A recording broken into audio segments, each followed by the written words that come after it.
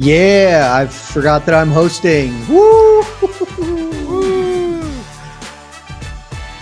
The victory horns, you hear them, ladies and gentlemen. You hear those victory horns.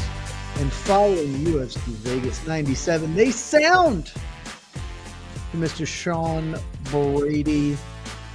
I don't know what to say about it other than that he won the fight, and we're here to talk about it because this is the UFC Vegas 97 host show.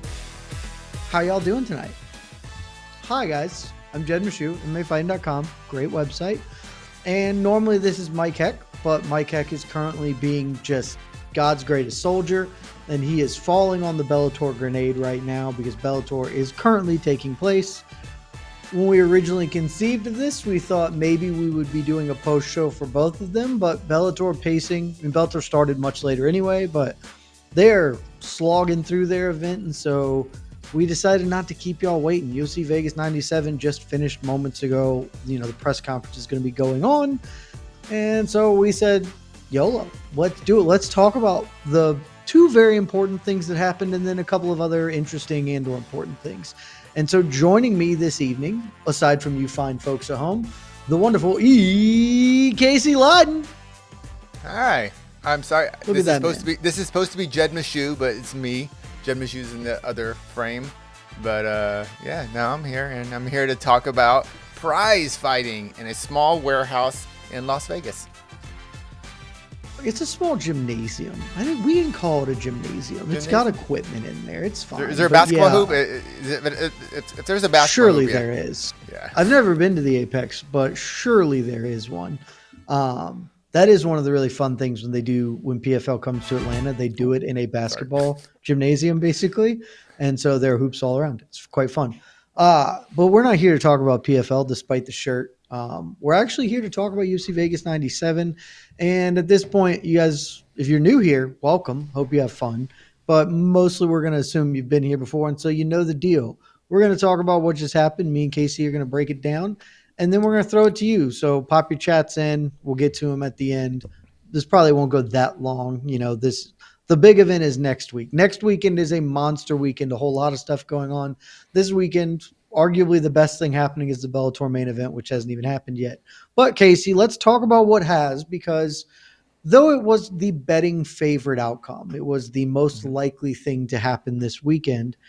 Maybe it didn't go down exactly the way some anticipated. Sean Brady walks away with a unanimous decision victory, 50-45 on two judges' scorecards, 49-46 on one of the other judges' scorecards. Round four? I have no idea. Okay. So I haven't seen the scorecards yet. Okay, just when we're talking through stuff, I'll try and pull it up. That's just what was announced in Cage. My official scorecard, and where I want to start here, Casey, is kind of ask you how you scored it, because I did have it 49-46. MMA Fighting's official scorecard is 49-46. We gave Burns the third round, though I don't think it's wrong to give Brady all of them. I just thought that the third round Burns hurt him with one of those exchanges, but pretty clearly a Sean Brady win. But Casey, let's start there. How'd you score this fight?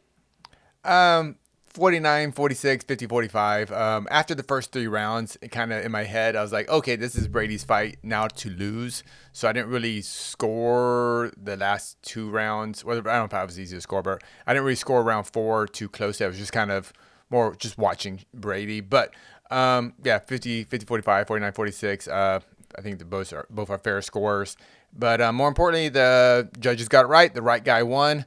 And yeah, Sean Brady is I don't know, what do we, is legit a contender now? What do we call this? What word do we use now?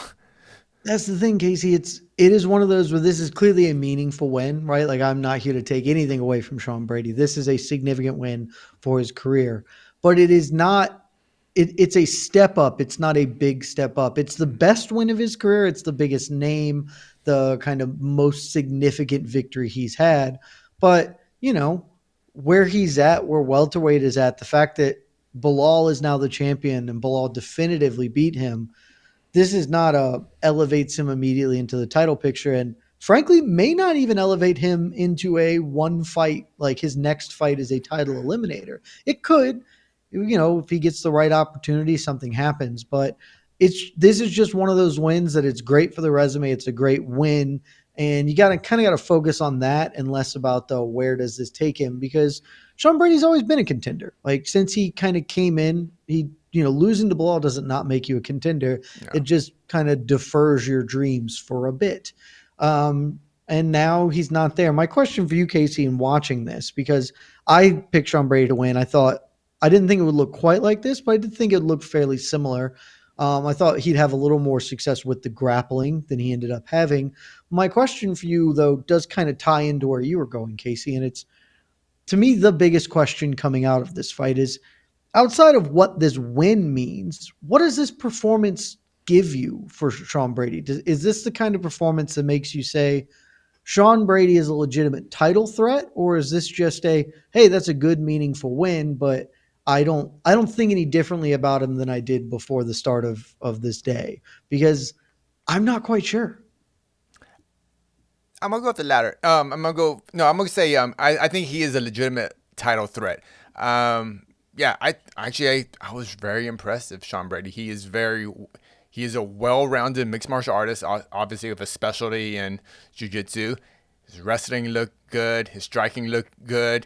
Defensively, he was sound. He's tough. The cardio was there. 5 rounds. That's actually probably the most important thing. The last 2 rounds, there wasn't a big drop off in output or anything. And yeah, it was just, and actually credit to the UFC matchmakers. This is just great placement, great booking in these guys' careers, where they are, what their value is to the UFC, and putting it. Unfortunately, it wasn't in front of a crowd. I kind of wonder what this fight would have been like in front of 10,000 people and somewhere in the Northeast. But yeah, I was actually very impressed with Sean Brady. Coming into the fight, I just wasn't sure. I honestly, I knew he was good. I knew he's clearly a top 15 fighter. But what I saw tonight is someone who's basically in his prime. He's healthy. And am I saying this is next GSP? No. But he is, to me, a legit title contender. And on the right day, on the right night, he can win a title. But he still has to kind of get it. Nothing is like, I'm not going like, oh, this guy's next Habib. He's just we're just waiting for him to get the belt. But I think he is very good, and the hype around him was true. And he showed up tonight, and I'm gonna take that Bilal beating he took as just that was Bilal's night, and he had an off night, and tonight he showed up, and credit to him. He seemed to learn from his loss, and yeah, he's good. I like it. I'm very impressed by him, actually. Plus, Bilal is currently the best welterweight on planet Earth. So yeah, that's a loss that's aged well. Yeah, exactly. Yeah. Yeah, so I'm not quite there in that. I agree that on the right night he can get the win because he can. I think that this has just shown me that Sean Brady continues to develop. I'm not wowed by it. It is not, oh, he got hands now, the division's in trouble. But you're just seeing a fighter steadily improve over the course of his career. And if you do that long enough and you catch the right breaks, maybe you end up champion. I think this win, very definitively kind of just puts him, hey, you're there. You're in the mix, but you're going to have to do something to stand out, because particularly right now, welterweight has a crop of guys ascending in the Shavkat, Jack Della Maddalena, Ian Machado, Gary, etc. And so that kind of takes me, Casey, to sort of the next thing to talk about here before we get to the Gilbert Burns side of this. Afterwards, Sean Brady, he's very excited about the win. Shouts out Philly, obviously. To your point, I would like to see him get a fight in front of Philly as opposed to the Apex, but I'm not certain that's going to happen given how he tends to fight. The UFC may be less enthused about doing that. And I'm also not sure the UFC will be enthused about his call out, just because afterwards he said he wanted a top 5 guy, but if that can't happen, he has the same management as Ian Machado Gary. Let's run that. On paper, I actually like the matchup a lot, Casey, but given sort of Machado Gary getting the push from the UFC that he has in general, do you think that's somewhere they might go? No. Yeah, I kind of don't think. I think that fight makes I don't mind the call out. I also don't think they go there. Yeah, I just don't think the UFC wants that fight. if they don't do that fight, I'm not. I don't have a roster in front of me, but I'm trying to think who is next for Sean Brady because I don't think he'll get the Gary fight. My best guess is that because I don't think it'll be Gary. If it does, great, and call your shot. I know that people have different opinions on this. I am of the opinion that you should have a name and you should be forceful with it because that's your one opportunity to really dictate your own fate as best you can. I would have liked him to just be a little more assertive about that than he ultimately was, because maybe that helps a little bit. But I think we're probably going to go for him next. Is it kind of feels like they're going to give him Jack Della. Jack Della's kind of been sitting out. I know he's been sort of dealing with some injuries, but Jack Della was on a rocket ship to the moon and then had the very difficult fight with Burns that he ultimately pulled out. I think, assuming Shavkat is getting the crack at Bilal, it feels like the UFC is not inclined to give Brady a Leon Usman former champion route. And so maybe they just say, hey, you two dudes got to fight it out for who is the other up and comer we get behind. So my best guess is that's where we go. But I would like to see the Machado Gary fight if that ends up happening. The other side of this, though, Casey, is Gilbert Burns. And outside of where Gilbert Burns goes, which I do want to talk about, just how do you rate Gilbert Burns' performance? Kind of one of the big narratives coming in here. He's getting older, 38 years old, been in the UFC since I think a decade now, as I think he signed in 2014. Obviously competed in multiple weight classes, had that great run, however 5 wins in a row or whatever to get to a title fight. Sort of fallen off a little bit since then, and now he's lost 3 in a row, but very competitive in this fight. So Casey, kind of, do you think Gilbert Burns still has it? Like where do you think Gilbert Burns kind of is in his career right now? He's a top 10 gatekeeper. No, I think you're Gilbert right. Burns. I'm sorry. I think you're Yeah, right. yeah. And we kind of talked about this a lot in the sense that there's no shame in being one of the top 10 170 pound fighters in the world. No shame at all. It's just that's how It's in prize fact quite fighting. an accomplishment to be one of the Quite a 10 best yeah, people in the world at your job. yeah. It's just yeah, he's 38, and I don't want to say Gilbert looked old tonight, but he looked older than what we kind of seen him at his prime. Like the guy that fought Shavkat, not Shavkat, sorry, the guy that fought Hamzat, to one of the fights of the year. The guy that almost beat Jack Della just a few months ago. It's very He's close to it. very close to it, and yeah, yeah, he's and this is the life, the what do you call it, the life cycle of top level prize fighters, especially in the UFC. You work your way up to that title shot, you lose your title shot, and now you are kind of used as that you know stepping stone for other fighters. And being plus 35, now he's 38. Yeah, and which is, I mean, now it's just up to Gilbert. What is he? How does he want to handle the rest of his career? Because I don't know if it was you talked about it, but we talked about who has more to lose tonight, and I think we were very heavy on, well, Gilbert's got the most to lose tonight if he loses his main event, and he lost the main event, lost it rather dominantly, and so no, he's not gonna get cut or anything, but he will be used as those first or second fights on pay-per-views to build up the next welterweight stars that the UFC have. That was Jose, and I actually Okay. disagreed, but Okay. because I was listening to the show this morning. I was working out, and I was like, I actually disagree, but we can talk about it when the time comes. And ultimately, I think why I disagreed is kind of what's manifested here. Is I don't think this really changed much for Burns. This loss, it's a third loss in a row. You never want that, but even coming into this fight, Burns was like pretty open about the I'm a long way from a title shot. So, and he would never say this, obviously. He was never getting a title fight again. So there's not much to lose here other than brain cells and a fight. And I think that kind of puts him in the same place where I think he is right now. I think heading into this fight, he was the gatekeeper to the top 5.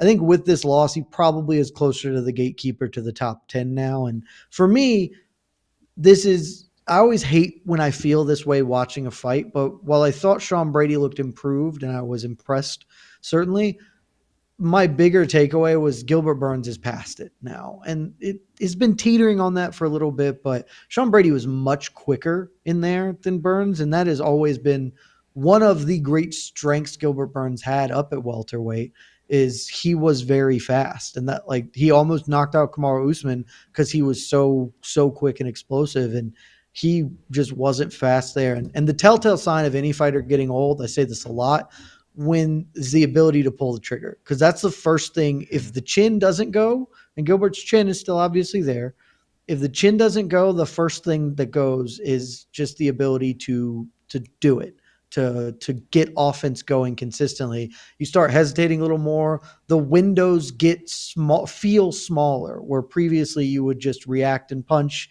Now you're waiting more, and certainly in big stretches of this fight, Gilbert was just kind of waiting. Good defense, but defense doesn't win. So I one of my big takeaways here is Gilbert Burns is pretty clearly past it, but that's okay. He's still obviously very competitive, one of the top 10 best fighters in this weight class, but he is sort of in that interesting spot now where who does he fight? I think him versus Leon Edwards maybe makes a little bit of sense next, though I'm not sure that's where you go with Leon. I think you do a lot with Leon, obviously, coming off a title loss. But I personally I would kind of just like to see, just for the effort's sake of Gilbert versus RDA, just two dudes kind of in that same space of their career. I think there's no wrong way to eat this Reese's. It's just kind of whatever Gilbert chooses to do as he continues competing. But Casey, does any name jump out at you for where Gilbert goes here? I would rather have him fight. I just can't think of a name right now, but someone kind of outside that top 10, someone that looks someone that we went, oh man, that guy's going to be a title contender soon, and just not there yet. Just hasn't had the opponent to kind of prove it to us. Someone like that. If you throw a name out, but around that 12 to 20 range, someone like on a 2 or 3 fight win streak in the UFC. I think there's plenty of names available, but I love train. Do you know where Buckley trains? Where Buckley trains? Yeah, like what gym is Joaquin Buckley at? Not sure. Because Buckley's got the Wonder Boy fight. If he beats Wonder Boy, that would be kind of an elevation up. Yeah. If there's not a conflict there that I don't think there is. Michael Morales obviously just burst into the rankings. Maybe we do something there. Yeah, and someone like I see someone like that. Someone like kind of under 25, kind of looking great. Michael Morales would be a great example to me.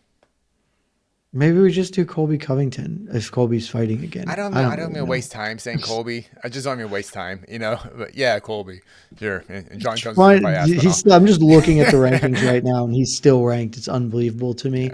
Yeah. But other things happened outside of this main event, Casey. The biggest one being the co-main event. Oh, but real quick before we move, one thing I think about Gilbert too, even less about being old. It's just. There's lots of tape on him and lots of fights that these Sean Brady has to watch on him. And Gilbert only has so many weapons, so many things he can pull out of the bag. And we kind of saw it all tonight, the big overhand, shooting, just his style. And when there's that much tape on you, guys like Sean Brady, smart fighters, smart camps, they're going to prepare very well for you. So on top of you're not going to surprise Sean Brady with anything.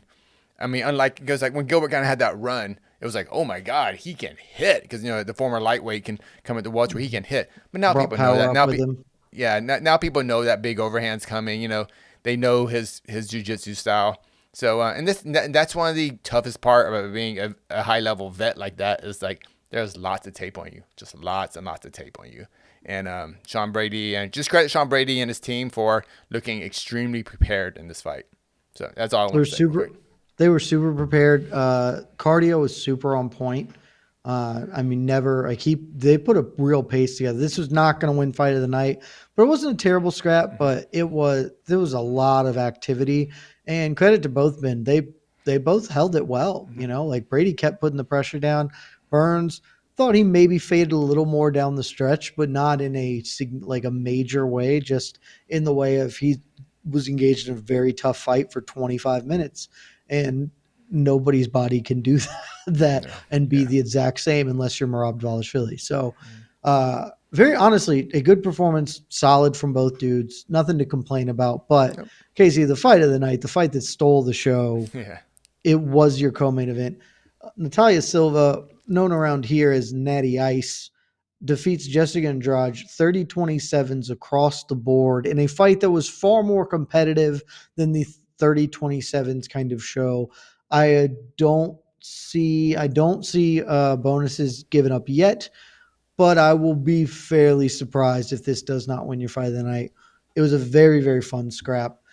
Tell me, let's start on the Natty Ice side of things because she's going to be the big story. Gets a big win over a longtime veteran in the UFC rankings. I'm actually not 100% sure where they have Andrade ranked. Andrade is number 6 at flyweight, so this will move Natty Ice up to number 6 for the UFC flyweight rankings, I assume. What's your big takeaway from this fight from Natty Ice? Um, I'm jumping on the hype train. I'm there. I wasn't on like Mike Heck. I mean, I love watching Natty Ice, but I wasn't. I was like, okay, she's exciting and she's gonna be top 15, top 10 player. But I was thoroughly impressed by her performance tonight. Her athleticism, her quickness, the side kicks, the axe kicks, just the cardio. I was just kind of I was blown away just because I picked on Andrade to win this fight. I went and was like, she's the vet. I just don't think Natty Ice is ready, but I was wrong. And I love being wrong on fights like this. And Natty Ice looked legit, and the whole package, honestly. Great on the mic, just exciting fighting style, and held her own for 3 rounds against Jessica Andrade. And Jessica Andrade, just credit to her, like she just ate shots and just kept coming forward. And it's one of those rare fights too where Natty Ice was basically moving backwards, kind of the whole fight, fighting off the cage, and still won the fight. Because you can't win a fight going backwards. But Natalia Silva did it, and Jessica Andrade, to me, like I didn't get that Gilbert Burns type of feeling where like, oh, she's just like, just lost a step. I just think Andrade, almost like Gilbert Burns, there's just so much. We know what we're getting with Andrade, and I think tonight, just her being slightly too small for 125 at this level really hurt her. So I hope to see Andrade go back to 15 and still be a player at 15. But tonight was Silva's night, and she looked great. She showed up and looked amazing. Yeah, I mean, this was the breakout performance for her. A few people have been very high on her, obviously. Mike Heck being chief among the Natty Ice supporters, and paid off tonight. Like, she looked extremely good. Again, in a fight, really competitive. I also picked Jessica Andrade. That was more of a heart over head pick. Not that I have anything against Natalia Silva, but Jessica Andrade is just one of the coolest fighters. Um, but I think you nailed it. She was simply too small in there. She kept getting inside, playing the roughhouse game, landed some big shots, and I kind of thought that might be the difference. Is I thought that Andrade would get her shots off, and that ultimately, when Jessica Andrade hits people just fall over. It kind of doesn't matter the weight class, but Silva battled through it, and she played in fire at some points in time that I thought would burn her, but was equal to it. I think that could have been 29-28. I don't think there's a real good argument that Andrade won, but also that I wasn't even paying that much attention because they were just chucking them. It was a great scrap. Silver showed a lot of creativity, a lot of different aspects in there. And I, like you, I'm now totally sold in her being not just a player, but a legitimate title threat at 125, particularly as Valentina Shevchenko is probably on her way out. She's been around for 20 some odd years at this point. And I know she's still relatively young, but seems like she's probably near the end of her run. Alexa Grasso, Manon Fior, Aaron Blanchfield, maybe Rose Namajunas now. Like, this is kind of the crop. And I think Natalia Silva has a good quality chance against any of them with sort of the ability she showed tonight. And like you, it's super fun to have Jessica Andrade do this. And we're talking about a woman who did challenge for a belt at this weight class. But I think it's time for her to kind of abandon the BMF weight jumping. Frankly, she looked a little soft to start in there. Like, she was not carved out of wood as you normally see her. because she doesn't have to be as disciplined to make 125. And she, it's harder. I mean, some disrespect not meant, but understand that it's happening. These aren't the Caitlin Sermonaras of the world anymore at 125. The talent is elevated, and she can't do the things that she could do when she was a younger woman and still compete in the same level here. So, really good fight. Let me see if we have got We do. We got it. We got we have bonuses. bonuses. Unsurprisingly, your bonuses: fight of the night, Natalia Silva, Jessica Andrade. I would have been absolutely stunned if that was not. Your performances of the night: Steve Garcia and Cody Durden. Well, let's talk about the rest of the fights before we kind of pop into the fan cues here. Very quickly running through a couple of things. The feature fight of the evening was Steve Garcia taking on Kyle Nelson. Kyle Nelson, I believe, missed weight by a couple pounds, like 148.5, I think, and opened up, had a very good start, immediately gets the back after Steve Garcia kind of slip up. Garcia works through, gets a finish. Saw a little bit of controversy on the interwebs about back of the head shots, but there's no real No. controversy There to was no. this Yeah. performance. Kyle Nelson just got bludgeoned after he gave up position, and Steve Garcia gets a bonus for that. I am not certain that's a great bonus, but it's not an awful bonus. Cody Durden gets a ninja choke finish over Matt Schnell. He is the other guy who got a bonus, and this one is absolutely deserved. This fight was super fun, Casey. I do want to talk about this one very briefly. I know we talked a little off air. Did you see this one in its entirety, or were you still not Yeah. quite around yet? No, I watch. Yeah, I watched Olive Garcia's fight. I watched Olive Durden's fight. Yeah. It was super fun. Durden took this fight on 4 days' notice after Alessandro Costa pulled out, which made this a ranked fight. Like, these were two ranked flyweights coming in here. One of them doing it on 4 days' notice. Gets right in Matt Schnell's face, get tagged a couple of times. Very competitive first round. And then the second round, Schnell takes a wild shot from outside. Durden locks up the ninja choke. Really, really nasty, like dug in there like a tick on that bad boy. Schnell's rolling all around and then does the like 8 slap panic tap of pop, pop, pop, pop, pop, pop, pop, pop, all over Durden's back, because I don't know, that sucks when you're trapped in some shit like that. And that's the end of it. Durden gets out, has a animated post-fight speech and stuff. And then the thing to talk about on this fight, Matt Schnell hangs up the gloves, doesn't give a speech. Brendan Fitzgerald, the announcer, kind of lets everyone know, hey, if you were paying attention, while the fight was being announced, Matt Schnell had his gloves in his hand, and then they cut to video of Schnell just laying him in the center, didn't try to speak to Bisping, walked out of the cage, and it appears, at least in all probability, the Matt Schnell has retired from the sport. And so just kind of want to get your reaction to that. Matt Schnell's only 34, still a ranked dude. Competitive first round against a fellow ranked guy in short notice. An interesting timing for him to sort of hang things up. Hey man, it's hard to make a living being a prize fighter, especially when you get half your paycheck gone, and he's on a 3-fight losing streak. Lost to two. Was Durden's top 15 in the UFC? Durden's top 15, yeah. Yeah, so that's 3 ranked dudes. He lost to 3 ranked dudes. Got him. For a division that people like to say is boring or whatever, whatever. He is a get or got dude, and he's always an exciting fighter.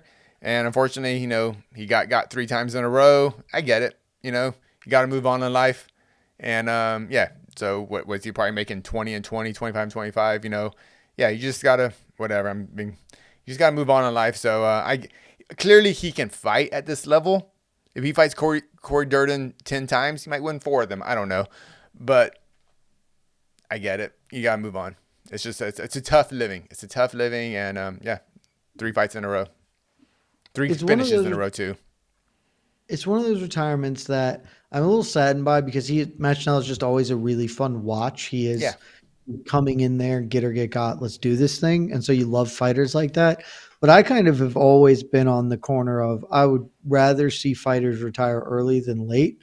And it never, ever happens. But like, I don't give Ben Askren a ton of credit for much, I think his retirement was exceptional. It's like, yeah, that's perfect. Like you're not gonna be a champion. You could hang around and be a top 10 fighter, but you can do other there are other ways to make money that don't involve sacrificing your health and long-term well-being, especially if you are not in the upper tax bracket of the UFC. If you're not Yeah. making Andrei Arlovsky money, Yeah. then you can do something else with your life, man. There's plenty of money to be made out there Yeah. that you will still have all your faculties about you when you are, with your family in your older years. So, Yeah. if this is it, if it's the last time we saw him, he's a damn fun fighter, and I'll be a little sad, but happy trails to Matt Schnell. Great win for Cody Durden. Let's run through just a couple of other results here, and then we can hop to the questions because none of the rest of these results are massively important in the long-term scheme of thing. Obviously, they're very important to all the fighters. Not here to say that. Yanel Ashmouz defeats Trevor Peek in the opening main card fight. Fun, little upset win for Ashmouz. Nothing to like write home about though. Something to write home about, Casey. And I get why you're not doing so like it kind of makes sense why this doesn't get a performance bonus, but it also sort of should because as cool as Steve Garcia made a comeback and that's fun and was very animated in his post-fight speech and we all love Steve Garcia because he's a get guy. Chris Padilla rearranged Rong Zhu's face. I mean, full elephant man. I don't know the last time I've seen an eye get blown up that bad. A perfectly timed standing elbow right into the interior, like right here of the eye socket, immediately ballooned up. And when I say ballooned up, I mean that in every sense of the word balloon. Just a grotesque Instantly. an Yeah. instant grotesque thing to the point that because it blew up and he couldn't see, Rongzhu like immediately protested an eye poke at like because he was clearly unaware, but his eye was clearly screwed and was like, what? And Padilla, as they are fighting, is like, no, and points to his own elbow. And then moments later, the fight kind of gets stopped. Doctor check. Rongzhu protests, wants to keep fighting. Absolutely no world in which that fight should have been allowed to continue. A really gnarly little highlight, TKO doctor stoppage victory for Padilla. If I had been guessing, I would have said Cody Durden and Padilla are the ones who are going to get bonuses. Not how it worked out. Isaac Dolgarian, one of the biggest favorites in UFC history, looked every bit of that against Brendan Marotte.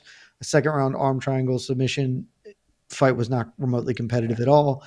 Very, Andre very, Lima, very one of my Bellator boys. prelim-esque type It was matchmaking. extremely Bellator prelim matchmaking. Credit to Moreau, who hung on Hey. because the villain Shaheen Al-Shadi has Isaac Dolgarian in our fantasy draft, and Moreau, by hanging on to the second round, denied Shaheen some Ah, potentially much-needed points. So huge fan of that. F you, One of Shaheen. my F you. guys, F you, that's right. One of my guys, Andre Lima, picks up a unanimous decision win over Felipe dos Santos. Just a very well-rounded, good performance from a very, very talented flyweight prospect. For the people who think flyweight isn't that fun, fair, however you want to view that, there are a ton of unbelievably talented flyweights coming up in the next like 4 years. Flyweight is going to be as good of a weight class as bantamweight and featherweight and lightweight. Like there's a ton of good ones. Andre Lima is one of them. Gabriel Santos defeats Yi Jia, unanimous decision. I won't even pretend like I watched more than a handful of seconds of this fight. There was a really dope front kick in it that the UFC cut and put on their socials that did not result in a finish, but that's mainly because of the toughness of Yi Jia. Jacqueline Amarim gets probably the only other real thing to talk about here on this card. Jacqueline Amarim defeats Vanessa Demopoulos. Armbar submission. Casey, I don't think you saw this, did you? No, I was listening to it, but I didn't actually see the replay. So a little bit of controversy in Demopoulos during the fight is loudly protesting to the referee, who I do not remember who's refereeing this fight, that Amarim has grabbed inside of her glove, and very clearly Amarim was grabbing inside of her glove during some transitions in there. Ultimately, actually may well have contributed to it, but what contributed more to the ultimate finish is Demopoulos stopped defending to complain about the thing that has happened, and then Amarim, who's a very, very talented grappler, finished the armbar. I suspect we're going to hear that Demopoulos is appealing this. there was clips of showing Herb Dean and commission people kind of looking at replays and talking through how this unfolded.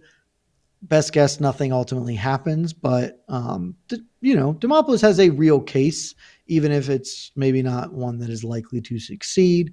But as of now, Jacqueline Amarim gets a first round submission win. Also, big pickup. That's an AK fighter for his fantasy draft team. So big day. Did you listen to the announcers, Bisbing and Cruz? They It had was terrible. Well, for this fight in particular. Yes, it was okay. terrible. Yeah. Basically, they went like, it's fighting. They kind of did that. It's fighting. So to some extent, I actually do agree. And I agree in principle with kind of what Cruz was saying at various points, which is, I mean, sure, but like you can't stop fighting to complain to the ref, which is 100% accurate. Like, particularly because just you've been in the sport long enough to know that cheating doesn't really count. Like you're allowed to cheat in MMA functionally. So you really got to make sure that you just complain. You don't stop the play to complain to the ref. You finish the play and then go complain to the ref between rounds or whatever. So there's that. But there's a sound clip out there that you could go and cut. It was deeply funny. You can hear Demopoulos still screaming after this fight. She was in my glove. She was cheating in my glove. And there's just a little clip, there's a clip of her saying that immediately followed by Dominic Cruz being like, beautiful technique. It's just the funniest thing in the world to me of like, just nobody came to Demopoulos' defense at all. There's like, yeah, that just sucks for you. And it feels like you've been broadcasting long enough. At least one person should be like, hey, but maybe she has a case, like just, to not be unanimous in the sucks to be you, girl. But it is what it is. Yeah. My take was it wasn't illegal. It was borderline, but she was basically, to me, just using the glove as more of a wedge, not really her fingers inside. So it's a very fine line. But I think that it's illegal. I don't care is my actual answer to it. Like, I don't much care about that illegality. Like, I get why it is illegal and should be, but as long as you aren't like using it as a full handle to move a human being around for protracted periods, I don't care enough. It's it is what it is. It's just, this fight does not mean enough for me to be upset about it, frankly. Totally means enough to Demopoulos. I get her point. However they want to handle it, that's on them. Last two fights, and then we'll pop to the fan cues. Andre Petrosky beats Dylan Budka, unanimous decision. Terrific performance from Budka here, because Shaheen Al-Shadi has Andre Petrosky in his draft team, and so he gets the minimum amount of points for the win because Budka fought hard and stayed alive. And then our opening bout of the evening, Nathan Fletcher defeats Zygmantas Ramaska, an arm triangle choke. Had a couple of those this evening, kicked things off. I won't pretend like I watched this at all. Happened as I was managing some other stuff for us. So, Casey, that's the big things happening. Anything else you kind of want to shout out before we head to the peeps?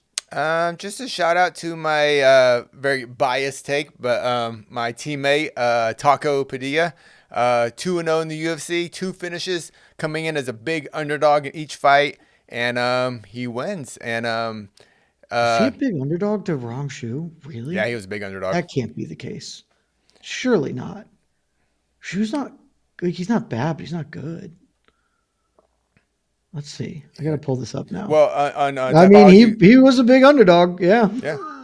And he was a bigger underdog in his first fight against, I forget the gentleman's name, but the plus 200, like a sizable underdog. And James Lontop, he was like a big underdog too. Which is also he came in at real short notice.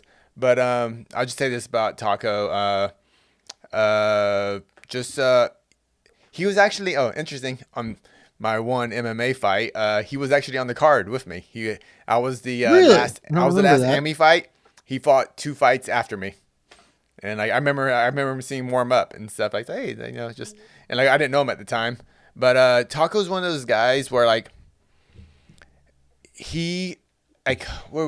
experience pays off. If you watch that first round, the first round was up for grabs. I don't know who won or really lost it. I think I gave it to his opponent. But Taco's one of those guys, he just remains calm. He's just, I never see him kind of blow up. big, but he's just a guy. He just knows when to inflict violence. He's one of those guys. He's just like, I just know how to hurt people. And you saw it tonight. He doesn't, he's not the best striker in the gym. He's not the best grappler. He's not the best athlete.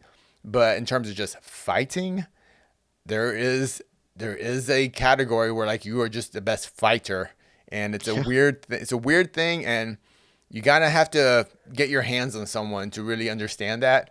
But he knows how to inflict violence, and when it mattered, he hurt his opponent and hurt him good.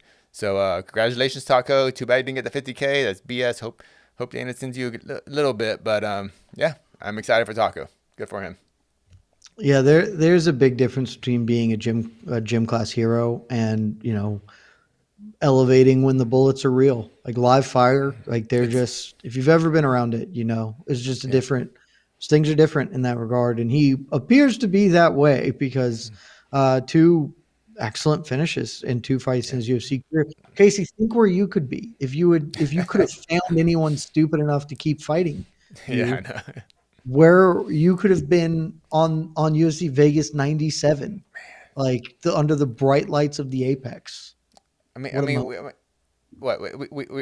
Eric Jackman left, Shaheen left. What, you want me to leave too? What?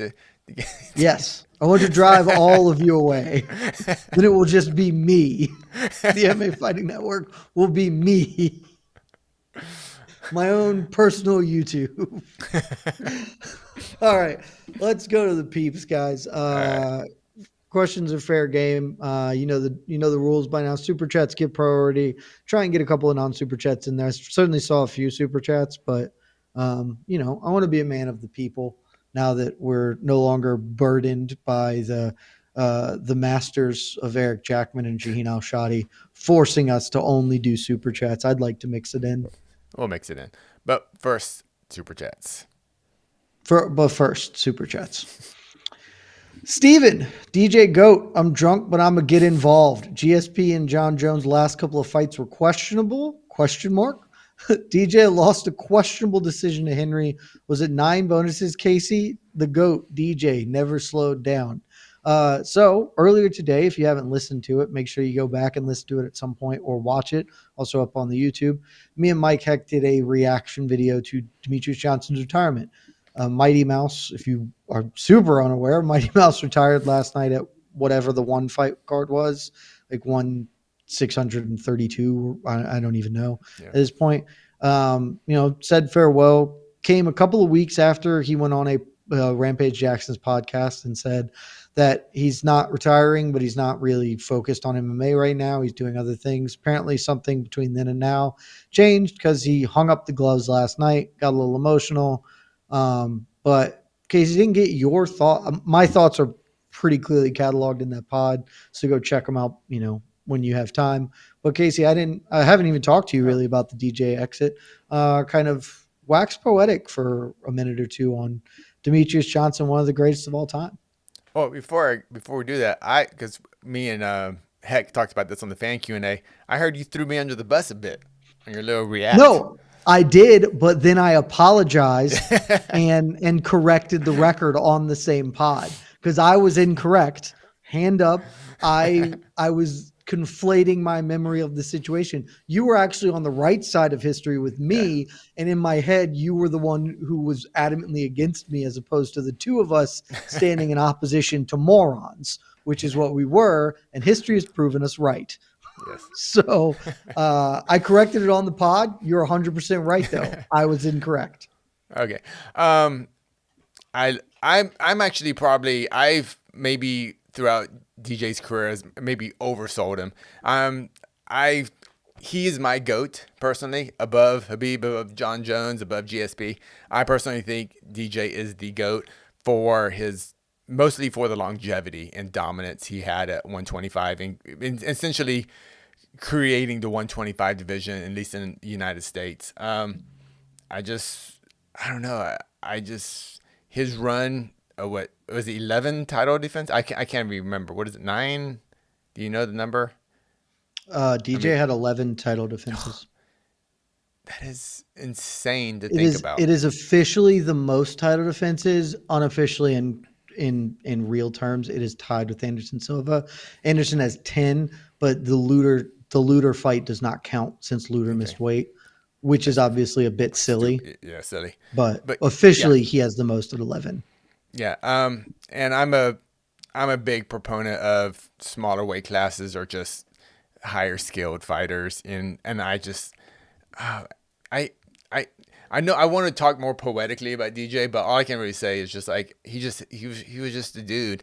And I totally get he is not the greatest prize fighter ever. No flyweight, at least in the United States, will ever be the greatest prize fighter. But as far in terms of just mixed martial arts and mixing the martial arts in particular, man, like he's just an incredible fighter to look up to, and to just to dream to even be that good and consistently that good at the highest level of the game. And he did that 11 times in a row.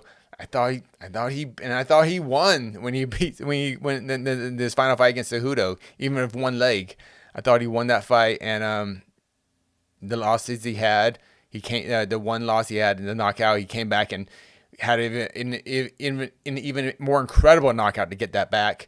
And I don't know. I'm just happy he left before the sport beat it out of him. I think he left at a good time, and I just hope the UFC next Hall of Fame was it run into International Fight Week next year. I hope he better be the marquee fighter, and I want to see a 10-minute standing ovation for him when he does his UFC Hall of Fame speech, because he is one of the greatest ever. So I'm just excited to watch DJ. I was excited every time he fought, and man, it's just it's just a record that's never going to be broken. Just a record that would never be broken in the UFC. I will be shocked if anyone comes close to that, especially with all the double championship stuff now. But man, freaking DJ, I can't really say enough about how good of an all around fighter he was, and not only that, just showed up, just did not have off nights, or at least it didn't appear he had off nights. Maybe internally, maybe he hated his performance, but to us watching on the outside, like, dude, that guy's so good. Like he's so good. Like, he makes guys, like, we kind of make fun of guys like Joseph Benavidez' career. Like, he's like the Buffalo Bills, It's like he was just like Joseph Benavidez should be without a doubt a UFC Hall of Famer, but he came at the same time as Demetrius Johnson, and it's just now he's just a footnote to Demetrius Johnson's records. So Yeah, pretty much. Yeah, I like I said, I gave my extended thoughts on DJ, but very shortly here. Um, I don't believe his record will ever be broken because of how the modern UFC works. Um, I have anyone who listens to our pod network, watches our shows, has done so, knows that the thing I value more than anything else in this sport is title defenses, because it's so hard to fend off the wolves at the gate time after time after time. And every champion ever says that. And when they're champion, Islam Makhachev, the current best pound for pound fighter in the world, said it his last fight, which was his second or third title defense, was like, it was really hard to get prepared to fight Dustin Poirier because it's not fun. Like, I'm no longer hunting. I'm just holding my own. I want the challenge back.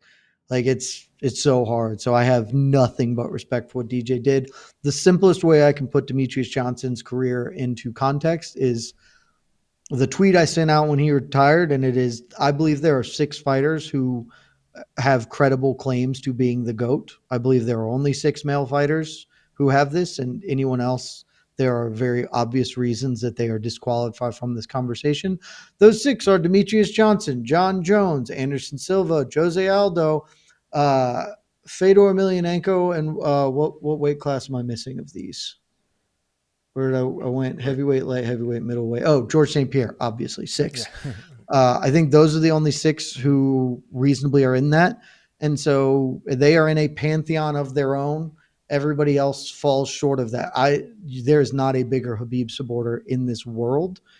His time at the top was not long enough. Like that, it's a tragedy that it wasn't, but it's simply what he did not get there to achieve that. And so that's the cream of the crop. And of that group, very few of them can say that they did it with the class and dignity that Demetrius Johnson did. Never had any real controversies. Was just a good dude in and outside of the cage. And to your point, Casey, never had a bad night. Like I, if I am picking my goat, DJ is probably not it. Though again, any of those six, all in the conversation, I have no issue with you picking any of those people. But what was DJ's worst title fight? DJ never had a Jake Shields, Yeah. GSP, I'm Nope. on the stool and Greg Jackson's having to convince me to fight because I've torn my groin and I don't want to do this, or I got kicked upside the head by Carlos Condit and now I got to battle through it. DJ just always had his A game when it mattered every time, and it's very, very difficult. So, end of his career, I'm a little bit sad for what we missed out for what could have been the final act, but I'm happy for him to go away happy, healthy, and in a good spot. And I hope the UFC does the right thing and inducts him to the Hall of Fame, though I'm not holding my breath on that one. Oh my God. I had that thought on the fan Q&A. Like, burn the UFC Hall of Fame down if Demetrius Johnson isn't whatever first ballot is. I don't even know. There's no rule set to be in, Yeah. but if he is not in the UFC Hall of Fame next summer, burn that place down. It has absolutely zero legitimacy if he is not. Zero. So I agree in principle. I just don't think it's going to happen. I hope I'm wrong. I really do. It wouldn't be totally stunning, but DJ's had some choice words to the UFC. He's not been like super anti them in the way other people have, but he is not, they didn't end on the best terms ever. And DJ has his thoughts and voices them. And it just wouldn't shock me if they passed him by, at least for a little while. But I hope that's wrong. I hope he headlines next year because there's literally not a fighter more deserving. There are 5 fighters, or I guess 8, 7 fighters if you want to add women involved, that are equally as deserving. But there's not a fighter more deserving than Demetrius Johnson. So I strongly hope we see him in there next year. It would be a great moment. thank you much, Thank you, Steven. Steven. All Love right, to talk about DJ. yeah, love it. AG45. Sean Brady is like Kyle Borralho. They're really good, but need 1 or 2 more fights to get the title. Honestly, I'd like to see him retire Colby. I mean, I wouldn't mind seeing that, Casey. Like, I don't think that. I just said, why would Colby ever take that fight? Like, Colby is pretty clearly not going to fight anybody unless it's like super good for him. It's a super obvious fight he wants to take for decided reasons. And I got to tell you, I don't think the Sean Brady fight's a great matchup for him. And it's like the exact awful matchup of you want to fight a guy who's very tough and not going to get you over in a big way. I don't think that fight will happen, but I do think Sean Brady is two wins away from a title shot. I do not believe his next one's a title eliminator.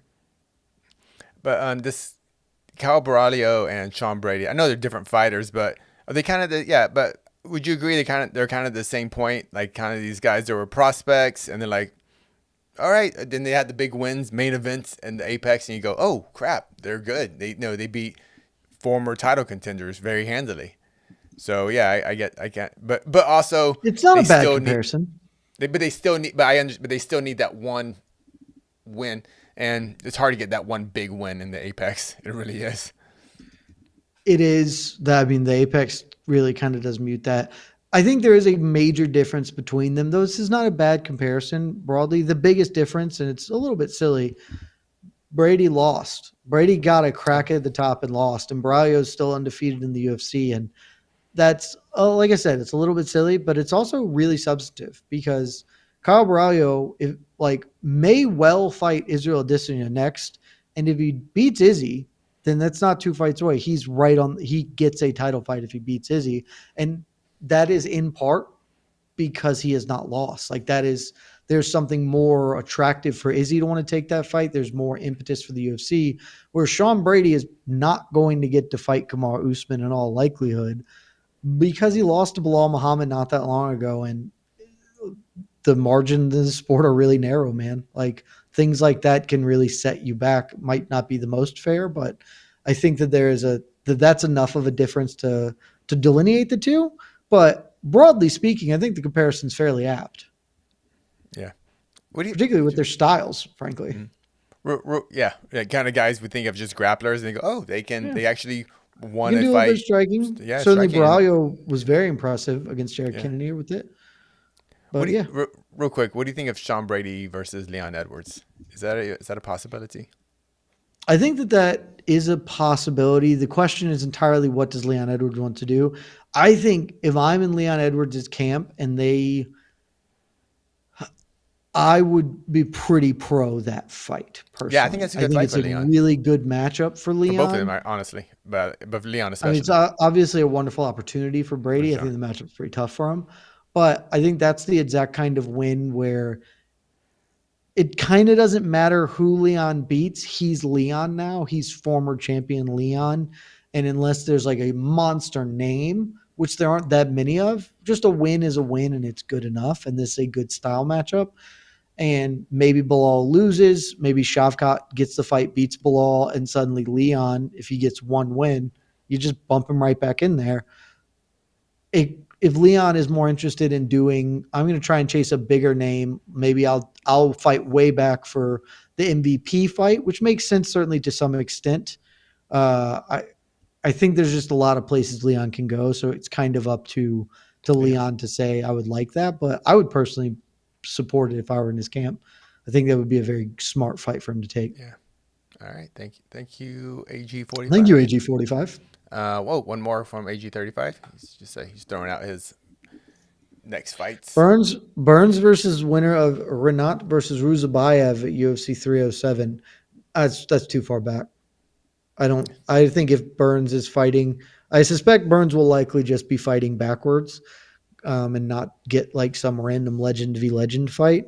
But the winner of that is going like the winner of Fakhretdinov versus Ruzabayev or whatever is an awesome fight, like an awesome fighter who's like top 20 and one of those dudes who you don't want to fight but does not get the recognition they deserve. All right. A couple more super chats before we hit their other questions. Alexander Hurst. Odd fence grab by hand foot. Thoughts on using plastic wall rather than a cage. Also, potential Masvidal return versus Leon, Jed, Heck, and sleeveless respect. So let's start with the not using a fence thing first. The idea of like a plexiglass cage has been bandied about for a while, and it's just ultimately not like that good. Um, maybe it could work. You just kind of have to tinker with it enough to get there.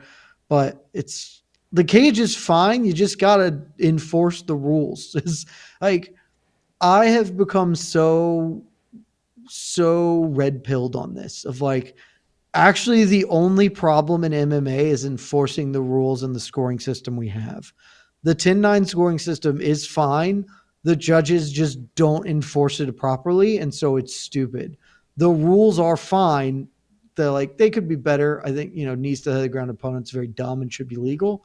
But I also think soccer kicks should be legal. Mostly, I just think the rules should be enforced, and it should not be that difficult. But there is a broad consensus among referees that they do not want to do that. They absolutely enforcing the rules is a last case resort for only the most blatant of cheaters. Otherwise, they are in there to pull a person from off of another person when they're about to beat them like to death, and that's their only purpose. Yeah, I don't get a lot of love on this, but like I'm big on half point deductions. I think the main reason refs don't they know the rule is broken, but the penalty is just so extreme. It's like I don't know. It'd be the equivalent to like for a holding call in football, like a 50-yard penalty or something. That's essentially what a point deduction is. Like a 50-yard penalty, I guess, for football or something. I don't know. I'm trying to think of some kind of comparison. There's not really an exact comparison, but I always think that's the issue. If they did half point deductions on the first time they did it, or whatever, I think that would have solved a lot of problems. But then I get people go, well, judges can't even add 10 and 9 together. How are we going to add a decimal on there? I get that. I mean, sure, but I just think I don't mind half point deductions in general. I don't think they're necessary, frankly, because I think that it will just balance out very quickly because one, I believe that I firmly believe that a vast majority of penalties will no longer exist if you enforce the rules in a hardline fashion, that nobody will commit eye pokes, because if an eye poke can legitimately cost you a fight and not actually just give you a tacit advantage in a fight, nobody will do it anymore. It will be eradicated within months. Like, I'm so certain of that. Other ones, like, I think there's a pretty obvious answer to, okay, every fence grab is not a point deduction. You just give the position up. It's very easy to do. Definitely needs to be more Pause in the position action, given. Definitely, yeah. pause in the action, option to the offended fighter. You have position. What would you rather this be, standing, or would you rather you have top position in full guard? Make your choice. We'll reset center of the cage from that. It is so easy to do that for fence grabs in particular, that not doing that is insane to me. I don't think that there is fair retribution for an eye poke or a groin shot. And so I frankly just think that a point is merited. Like, those can be hugely impactful blows and are worth the point. Don't do them. Or we can solve it like Gilbert Burns did, because no one's going to talk about it. Burns will probably deny it. I'm so certain that in the main event, after Sean Brady landed a low shot on Gilbert Burns, he came out and immediately landed a low shot. And I would bet my bottom dollar that was intentional. It wasn't vicious. It wasn't like I'm going to football punt you right in the nads there. But like, go watch that replay. He just kind of raises his legs straight up the middle and taps Brady there as a get back. And so, like, if we're not going to do that, which I don't think you can legislate legally, I'm totally fine taking a point. Yeah. I People definitely do it agree. less. Yeah, I definitely agree with the fence grab, and there should be more options to the non fence grabbing fighter, that they can choose the position. There needs definitely more of that. I I think we have trained enough. I have trained enough that I have eye poked enough people in training. I have been eye poked myself. I have been kicked in the balls. I have kicked other people in the balls with zero purposeful intention. And I just think that I wish I know what you're saying, like, but I just believe like those are truly accidents, like 90% of the time. That's the thing. I But agree, though, Casey. I firmly agree that I I don't think just they're don't think intentional. if you eye poke someone, fights automatically over, or not. If say if you gave just an extreme penalty or something, there would still be eye pokes, because it's just the nature of the game. Unfortunately, same with groin shots. But I think it would be so much lessened, because people, like, if tomorrow you went into the gym and the blanket rule was every eye poke is a point, you're just going to train differently. Like, that is now going to be a real thing that you have to factor in to your considerations. You won't do it. And one of the things that I bring up about Habib all the time that other people, it kind of flies under the radar and as a testament to his greatness, I've watched every UFC fight he's ever had. I believe he was warned one time against, who was it against? I don't remember who. I'm trying to think who it was. I believe he got warned one time about grabbing shorts, but it's the only, he'd never once had a penalty happen. It was never a low blow or a groin strike, like nut eye poke, because it doesn't have to be part of it. It is just because it's not, there's no reason to be concerned about it. Like, poke your eyes, like poke your hands out. It doesn't matter if it's not penalized. And so I just think it is meaningful. And so they should suffer a consequence for it. And I'm fine with a half point if that's how you want to do it. yeah, Honestly, that's not an issue for me. I just want them to enforce the rules. yeah, I think we're kind of saying the same Yeah. thing a bit. Yeah, but thank you much, And to Alexander. the other Oh, point of oh, Alexander Hirsch's thing, Masvidal Leon, oh I yeah. pitched that after Leon lost, and now that it does appear Jorge Masvidal is returning, 100% that's the fight you actually should make. If you're Leon, 100% you should take that fight. So yeah, I don't know if that is where they will go, but I don't know what other juice you have to squeeze with Masvidal at this point. And it didn't make sense when Leon had the belt. Now it makes all the sense in the world. Uh, if Leon wants to fight in December, you can do that as the feature fight or the co-main event in December, to whatever that pay-per-view is going to be. And that is A-okay. So, yeah, Hirsch, that's 100% the correct answer for Leon. All right. Right now in Bellator, we have Jeffrey versus Lima going on the first round, and some people are saying that Jed Meshew, you look like a well, actually, is it Andrew? What's his name? Andrew Jeffrey? What's his name? Jeffrey? What's his first name? The guy who's fighting Are you Lima. talking about the current Bellator fight Yeah, Aaron between Jeffrey. Aaron? Yeah, people are saying Aaron, you look like a fight-ready Aaron Jeffrey. Really? That's interesting. Let me pull up an So old yeah, photo of Aaron Jeffrey. Um, you know, not opposed to it. If I yeah, look like any pro fighter, that'd be cool. that's Um, sure. I'm really bad at like who I look like things, but sure. take that. I Take accept. I take have it. the long hair right now, as several of these photos have of him rocking some real powerful hockey hair. So um, he's also kind of sticking it to Lima at this juncture. It would appear. Yeah, 85 Lima. Yeah. So yeah, Yeah. Lima kind of making his comeback. So yeah, having a tough time right now. So we'll see. All right, a couple more super chats before we hit the other questions. Thrill House, Jed, don't you dare leave Vox. I need pessimism. Well, you're I'll so much never more than that. leave. I mean, I don't feel like I'm that pessimistic. I'm definitely really pessimistic about certain things, but mostly I try to bring some level of positivity. But there are just some things that I'm a broken, cynical man on, like expecting good out of the UFC ever. So, and I got to tell you, I might be wrong occasionally. I'm right way more often than I'm wrong when it comes to expecting. Like, I got into this conversation this week about 306. I have no expectations that Noche is going to be cool.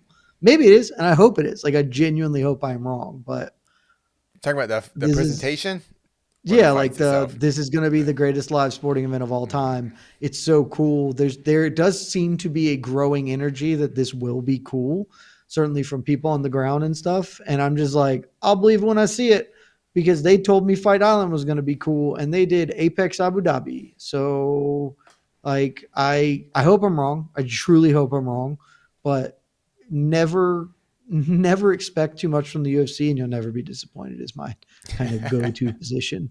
Other than that, though, I think I'm largely not that pessimistic. Maybe I'm wrong. I don't know. All right. Okay. But Thank thank you you, Thrill much. House. Thank you, I'm Thoros. I not like that going name. anywhere. I'm Yeah, taking over MMA Hour. yeah. And our last super chat. J Ray B02. Casey, I need you to leave MMA fighting to have a one-night round-robin tourney with T Ferg and Jay Ellis and Saitama. Jed and BC can commentate Yamasaki refs. I could not be more in. If whoever funds this, in. You don't have to pay me anything. Just fly me to Saitama. In. Oh, I I I I would take an ass beating from T Ferg to be able to have a fight week in Saitama and Tokyo, Dude, Japan. So I'll take an ass beating from T Ferg yeah, to have I'll fight take week in it. Saitama. I don't give a shit. I've had I'll my take. ass beat for free. I will Yeah, yeah, get my ass beat in Saitama for fun. That'd be cool as hell. yeah. I've said it a million times. If you're an MMA fan, you're a true MMA fan, save up a couple $1,000 and make it out to a big Ryzen show in Tokyo. Japan, the U.S. currency is doing really well in Japan right now. So Strong right just now. yeah, so make the flight, people. It's a There great are time. two.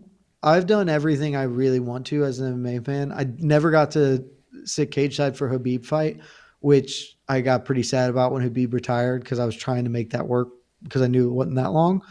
But outside of that, the only two like real bucket list things I have at this point in time are a Saitama, uh, like a Saitama Japan event, New Year's Eve, which is the holy grail of them. And I guess three because I will go to a fight circus, if not be in a fight circus at some point in time. Like I've talked with them enough about doing that. So that just is an eventuality. The other one though is I have to attend the KSW event. Like Yeah. if I, if KSW does the right thing and puts on Puds versus Eddie Hall, I have already like berated our leadership that I will be attending that and they will be financing it. So I gotta see a KSW, and God willing, it's that one. Yeah, I know it, case because I've never been to Eastern Europe and Poland in particular, so I would love to go visit there one day, and Those definitely events see a just big seem KSW sick, show. man. Yeah, I would That definitely. seems so sick. I was listening to a bit of one of our competitor MMA sites, Luke Thomas's channel, and he was talking about how all the pageantry has been taken away from MMA in America, and just fans just have kind of forgotten about it. So watch KSW, watch Ryzen right now, because they're obviously the big organization right now in Japan that still does big shows like that. So I do miss the pageantry, It's and so fun, man. yeah, it's so fun. That is the All right. most fun part about doing Damn They Were Good is just getting to go back in the archives and watch like big cool things happen Doesn't when it they kind of used to do it's like that. it kind it kind you get kind of like, yeah, you're like, oh, this is awesome, but also you're kind of sad too, like, A little oh, bit. Yeah, that's how nostalgia works. yeah, I guess, yeah, but you're like, oh, it's not like that anymore. It is a rueful happiness. Yeah. Now it's about But thank you, content. Yeah. J Ray BO2. All right, and got one more. Underrated world. Jed, you sound and remind me of UFC Jonah Hill. Thanks. I don't know if that's a compliment or not, but cool. I Yeah. I've never heard that one. I've heard a number of other people. I've never gotten Jonah Hill, but I mean Jonah Hill's in a lot of good movies, so I Yeah. support that. I'm sure Jonah Hill's got a few $1 million sitting in his wallet, so yeah, he's I good. used to get Elijah Wood a lot growing Elijah up. Wood. I got Elijah Wood a ton growing up, and then Jesse Eisenberg for like all through college and law school. I just think the affect was very Eisenbergy. Hmm. Never gotten Jonah Hill though, but I'm Yeah, in. what era of Jonah Hill? Is we talking about modern Jonah Hill? Or we talking super bad Jonah Hill? That's honestly a great point. And comedic Jonah Hill or serious actor Jonah Hill? Yeah. What are we talking about? There's a lot of options. Moneyball Jonah Hill. A worse person like Eric would be like, super chat back in and tell me, but you don't have to. Underrated world, just pop it in the comments. I'll look out We'll for see it. it. I'm not trying to bilk y'all out of money. I don't see a dime of that dollar anyway, so it's fine. Yeah. It all goes to Mike Heck and his coffees. Yeah. All right, Casey, Yeah. throw a couple of other ones. Oh, We are a podcast of the people before we get out of here as we continue to watch Bellator slowly creep to a finish line. Another super chat though from Alexander Hurst. In chat before Ariel went AWOL, I asked New York Rick if Jed would ever appear on MMA Hour for hot takes with Ariel. Rick said they don't really have that type of guest. After that show ended, just saying. I mean, you're not wrong. I'm just saying you're not wrong. And so we're clear, I will never appear on their program at the site that shall not be named. I wish nothing but the worst for my former podcast co-host Connor Burks and Eric Jackman as they they suck. embark on their new show at the Demon website. I have a professional amount of respect for Ariel Helwani, but I wish nothing but the worst for all of my enemies. And they're all my enemies now. So, ipso facto, I would like you to never watch a thing they do and live with us forever. All right. F them. All right. Couple of comments from you commoners now. The plebs. Love the plebs. Jed looking like an NFL offensive tackle. I am not nearly the athlete that those men are, but thank you. I also super need to shave. Guys, I didn't think I was hosting today, and then some things happened, and I am. So you're not getting my best look right now. Hence the hat, because my hair is not ideal. Joey Bosa, is the next time we see Natty Ice, she in a title eliminator? So this is an interesting question, Casey, which we actually didn't really talk about, is where do we go with Natty Ice from here? Because the flyweight title picture is pretty clogged right now. We've got next weekend, obviously, Grasso Shevchenko 3. God willing, and knock on wood, we get resolution. Nothing wonky happens, and we don't have to do a fourth one of those bastards. And so the winner of that ostensibly is going to face Manon Fior, who is scheduled to be the backup fighter for it, will be sitting cage side. She clearly has up next for the winner of next week's co-main event. And then if I was a betting man, I would say that I think in October, I don't the exact date, maybe the 12th. Erin Blanchfield is taking on Rose Namajunas. I think that's still a 5-round fight, though it's now a co-main event for wherever it's happening. Um, I would guess certainly if Rose wins, Rose is going to be next after Manon. If Erin Blanchfield wins, maybe they make Blanchfield take another one since she lost not that long ago.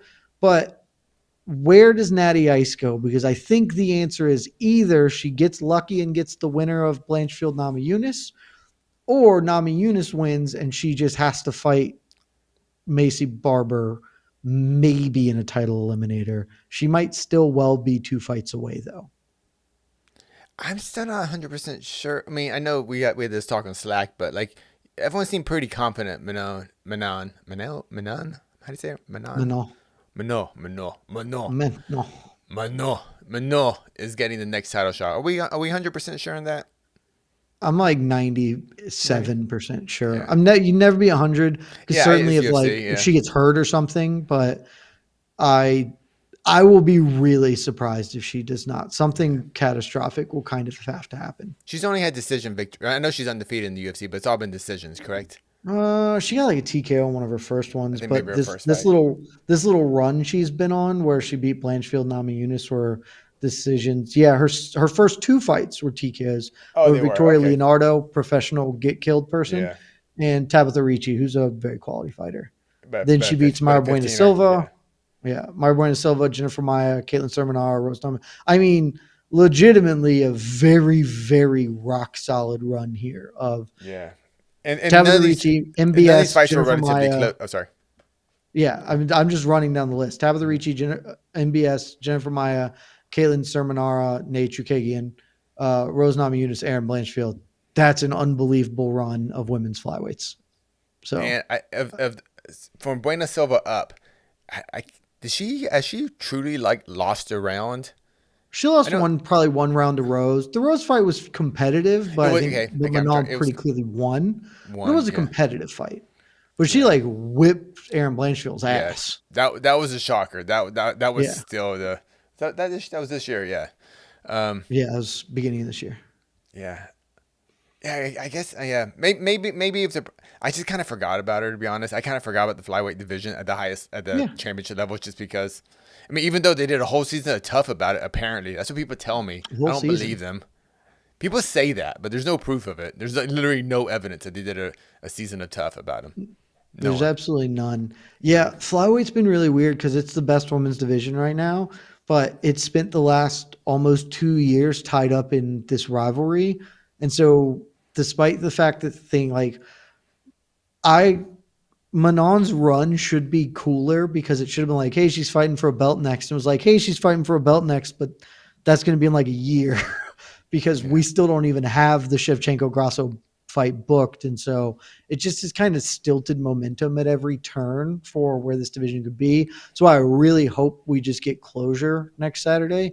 So you need it to be able to breathe and for there to be that kind of momentum. And it's been a bit every time you get a trilogy, it clogs divisions up in really awkward ways like this. So Manon does kind of slip through the cracks because she's not boisterous, she's not loud. She's popular in France, but it is what it is. But I'll be astonished at this point, outside of an injury, if she does not get the next title fight. Fair enough. Fair enough. So what's next for Natty Ice then? I Give think me a name. it's I think it's probably just going to be Macy Barber. I originally thought it would be the winner of Blanchfield Namajunas, and that's still in play.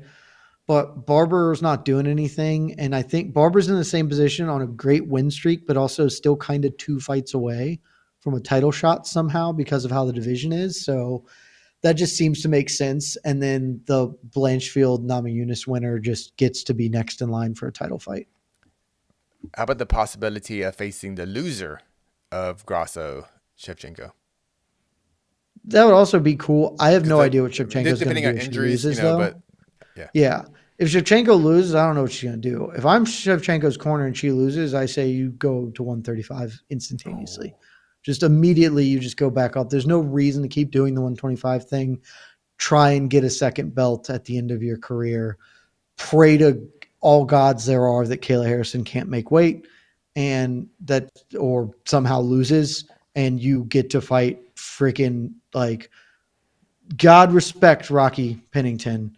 Valentina Shevchenko should be really trying to fight Raquel Pennington or Juliana Pena for the bantamweight title. So if she loses, I think there's a huge opportunity for that to happen. Frankly, if she wins, I still think there's a decent opportunity for Shevchenko to be like, and I'm out. Like, I'm going up to 135 now. So That would be actually she that can't is have super that interesting. many fights left. Yeah, Like, that she's is 36 and been fighting for over 20 years. Like, there's just not much tread left for her. So yeah, yeah. I would definitely I hope this is her last fight at 25, and I hope I she just really kind do. of and go to 35 and like fight once a month. I don't care. Just put her in the first card of every main card, first fight of every main card, and just give her as many fights at 35 as possible because she probably is outside of Kayla making weight at 35, but she probably is the best 35er in the UFC. Dude, I didn't want her to fight Grasso because I wanted them to do the Nunes trilogy. And then I was like, okay, well, Nunes will retire and she'll just go up after that, and that'll be fine. She just has to beat Grasso, and then she'll just go up and get the belt, and it'll be fine. And then obviously that did not work out. But yeah, like I even argued after she lost to Grasso, was like, you just leave. Who cares?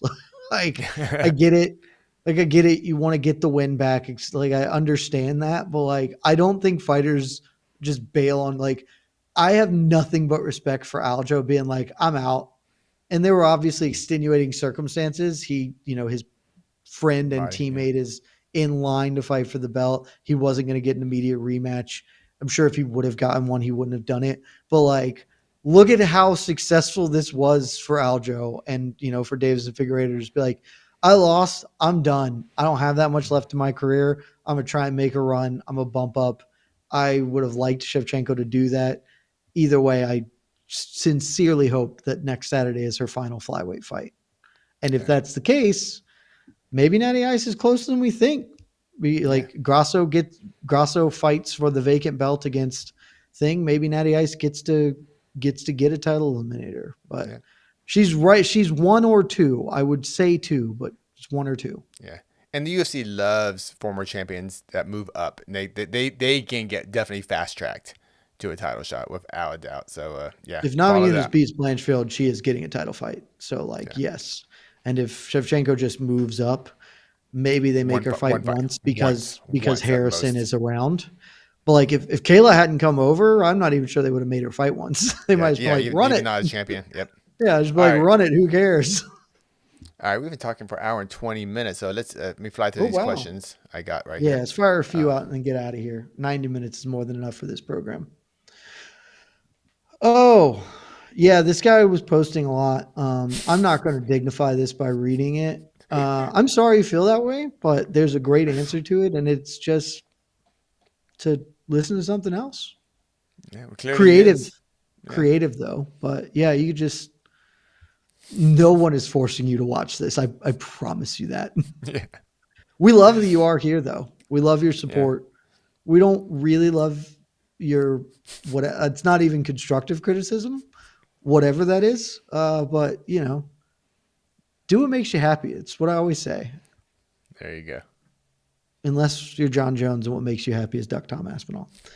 David Sandy, Jed versus Bane in Fight Circus, Pillow Lethway.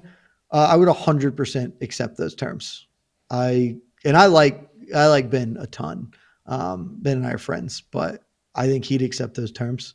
I don't know what Pillow Lethway is, but I can imagine. And I mean, fight a Lethway fight. It would suck, but I'd do it. Ooh, okay. Do it for the Uh, story. yeah. Do it for the story. Let me I be like this. clear. If I am ever competing in Lethway against like Ben or somebody equally as unprepared for this, my strategy is entirely torpedo headbutts. So the only thing I'm doing is launching myself like I am shot out of a cannon with my head. I like this. I like this term. Beef Wellington, Hawanamis. Ooh, that's a really well done Beef Wellington. Yes. I'm not sure Ariel cares enough about me personally to consider me a Helwanami, Oh, but um, their whole ilk. Eric and Connor, they know the deal. I told them as we had our goodbyes, like, I hate you forever. And they were like, I understand. And so that's it. We're enemies. uh, two more. Not sure what this means. I have no idea what this is. I get LA Beast vibes from Jed. Have a good day. I'm not with I in my head I would assume that that was a pro wrestler, but if you don't know what this means, then he must not be a pro Yeah, wrestler. I first thought I was a pro wrestler, but no, it's LA Knight. It's not LA Beast. So I'm not sure what that is, but I'll Google it later. Say And I'll investigate that later to determine if this was an insult or not. our last question, our last comment from you commoners who didn't decide to pay for this question, jerks. But I still throw it Plebeians, up because I like you. which we love. Plebes. Simple question. Simple question. What's the excitement level for Noche UFC next week? Casey, this is actually a really good question. I like this question a fair bit. So let me pull up the card, and in case you can't remember off the top of your head, I'm sure you remember the big ones, but let me run it down for you, Casey, because one of the big things for me here, this is a 10 fight card. Ooh, God and myself love a 10 fight card. That is chef's kiss stuff right there. Particularly on a weekend where we got a ton of other stuff going on. We're not going to have to deal with 14 fights and kind of have to be juggling that. And our next week's going to be hard anyway. But evening opens up Raul Rosas Jr. versus Arichi Lang. Then it's Edgar Shirez, Josh Van, Yasmin Yaraguay versus Ketlin Souza, I like it. Ignacio Bahamondes, Manuel Torres, I like it. Irene Aldana, Norma Dumont. I And like then it. our main card kicks with Ronaldo Rodriguez, Ode Osborne, Daniel Zellhuber, Esteban Ribovic, I like Brian it. Ortega, Diego Lopez, should that fight happen. Love it. And your co-main event, the title fight we talked a lot about, Alexa Grasso, Valentina Shevchenko, and the main event, Sean O'Malley, Merab Dvalishvili. 10 fights, Casey. It is promised to be the greatest live sporting event, not fight night, live sporting event. World Cup final, get the hell out of here. Super Bowl, nonsense. Olympic Games, Joker. Noche UFC presented by Riyadh season or whatever the hell they branded it as will be the greatest live sporting event of all time. All time. So given that, Casey, what is your excitement level? Well, if I take away all the just ridiculous statements that the UFC are putting out there about the show, I guess we have two excitement levels: the fight itself, and also the presentation. The presentation, pretty low. I have low expectations for UFC creativity. I'm sure in the arena it will be a cool experience, a unique experience.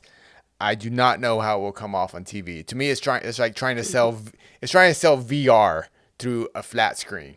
You can only understand how cool VR is if you put the dang thing on and kind of live it, which is what the fans are essentially going to be doing being there. On TV, I have I have low expectations for how it will look on just a regular broadcast. And like if they're gonna be I don't know if they're gonna be grappling against a cage for 4 minutes. I don't know. Goes, man, this is so cool because it's in a spear. I just don't know. But for the card itself, especially I'm just talking about the pay-per-view portion of the card, the portion that we pay good money for. I like the card. It's fun. Not the greatest pay-per-view, but is a worthy pay-per-view and two worthy title fights. And Diego Lopez and Brian Ortega should be a banger. And, the other two fights should be good. So I recommend it if you're a fan. As far as the actual fights, as far as presentation, low expectations. I agree with most of your presentation comments and stuff. Like I don't know how well this will. Again, my expectations are low. I also, like you, I have no idea if this is going to translate to my viewing experience. It seems Yeah. really hard for that to be the same. I will be super fascinated to hear from Jose and boots on the ground to be like, how was it there? Was it as cool? Because Jose's been to some stuff in the sphere and it does seem to be cool. We did a karate combat there one that happened there, and he was like, it was pretty dope or whatever. So maybe it's awesome. I'm not sure we'll get that experience as just a pay per view. I will be honest, you guys. Obviously, we're all friends here, Circle of Trust. It's a bit of a tumultuous time for us here at MMA Fighting. A lot of changes have been happened. And as a result, it's going to be like the next couple of weeks are going to be pretty hard just from we're juggling a lot of things now that previously we weren't.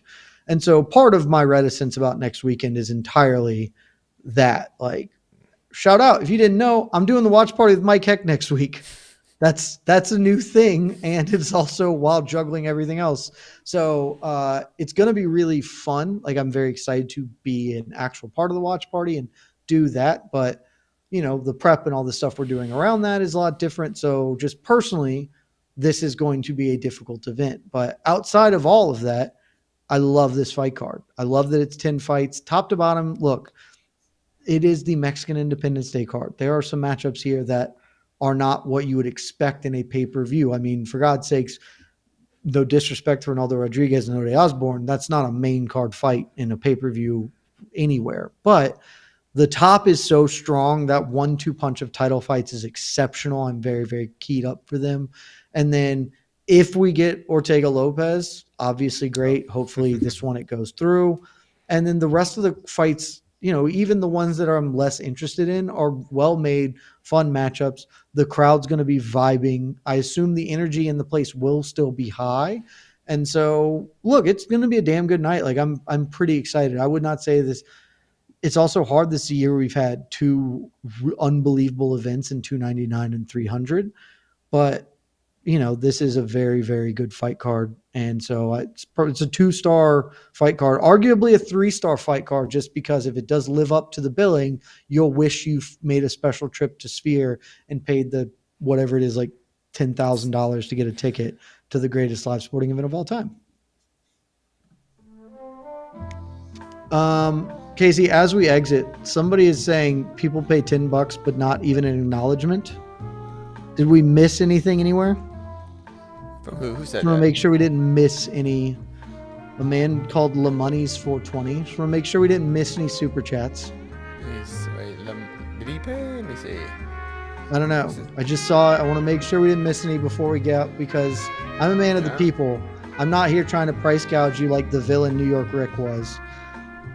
But since we didn't miss any, thank you guys for sticking with us. Wait, you want to be on the screen? You want to wait? Here we go. Just there you whip go. them through. For free. Just fire new people in. We love you, LaMoneys. We love all of you for being with us. This was your UFC Vegas 97 post show. All the same stuff's coming. There's an Otno on to the next one coming tomorrow. And then it's on to Noche. We are heading to Noche by Riyadh season, UFC 306. It's going to be a fun one. It's going to be real weird for us personally, Casey, but I'm excited about the opportunities this week provides. Thank you all for sticking with us. Casey, thank you for jumping in short notice. And guys, the night's not over. Lorenz Larkin is fighting right now on my television in Bellator. We still got more stuff to come. Stick with us, MMAfighting.com. Love y'all. Bye.